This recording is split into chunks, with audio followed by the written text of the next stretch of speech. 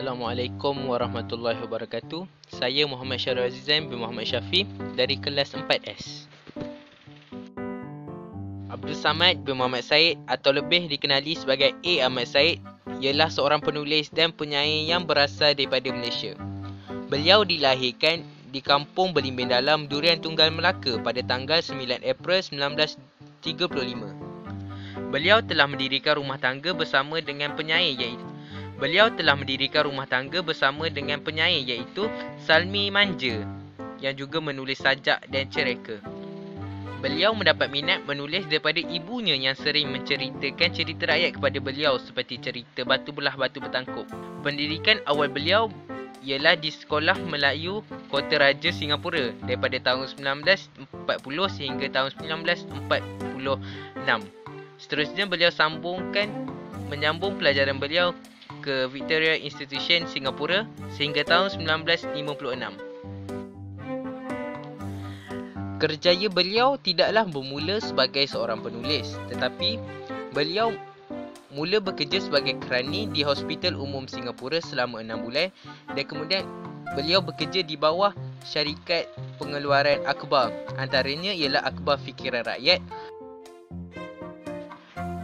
Ketika beliau berusia 23 tahun, beliau telah menulis novel pertama beliau yang berjudul Gerhana dan kemudian ditukar judul kepada Salina. Sesetengah sarjana mengangkat novel ini bertaraf antarabangsa. Namun tetapi, novel ini hanya memenangi hadiah penghargaan dalam peraduan penulisan novel 1958 anjuran DBP.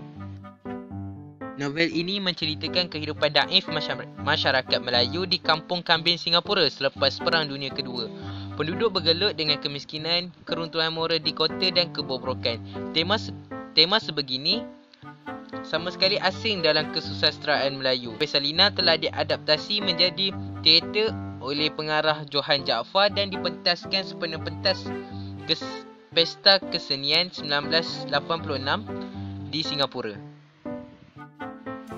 Selain daripada novel Salina, beliau juga ada menulis novel Bulan Tak Bermadu di Fatehpur Sikir, novel Pada tahun 2009, beliau bersama pejuang bahasa yang lain telah melancarkan gerakan Mansur PPSMI yang menentang pembelajaran dan pengajaran sains dan matematik dalam bahasa Inggeris. Ini bertujuan untuk memartabatkan bahasa Melayu dalam sektor pendidikan. Beliau merupakan antara pejuang bahasa yang lantang bersuara untuk memartabatkan bahasa Melayu dalam kalangan masyarakat pada hari ini. Dan harapnya beliau akan kekal sihat dan memartabatkan bahasa Melayu hingga ke akhir nyawa beliau. Sekian. Assalamualaikum warahmatullahi wabarakatuh.